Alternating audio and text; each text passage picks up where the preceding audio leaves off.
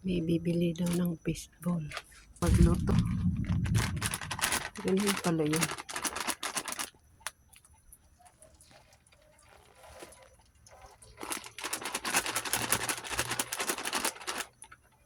Ilang piraso? 20. Oh, 1 peso isa. Oo. Oh, almost done. Little longer. Malapit na Practice. pong maluto ang aming fishball. Oh, ito daw na timpla, sakto lang, hindi crispy. Why are you vlogging my... Of course.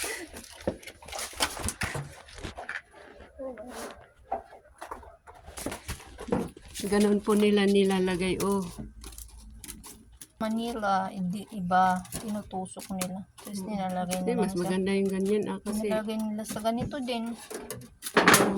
sila na maglalagay ng kanilang sauce. Pag Ito, pinapartneran nila ng Mountain Dew. Yung iba, iba-ibang gusto. May nagpa-partner ng Coke, Pepsi, Sting. May magpapa-charge pa pala dito. Ang libre ang kurente. Kano mo naman pag 100%? depende. Kung nagbabayad naman yung iba. Sa amin kasi 10 lang sana. Pero iba yung nagbabayad ng 20 kung di goods. Yung mga goods customer, nagbabayad daw ng 20 pag naka 100%.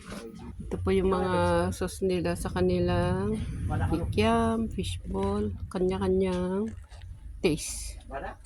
Pag may gustong magkape, ito may painitan ng tubig. Po yung kanin, Nasa kay Tuesday naman na kumain. so may binili yung anak ko ng gabi. May naglako-lako kanina.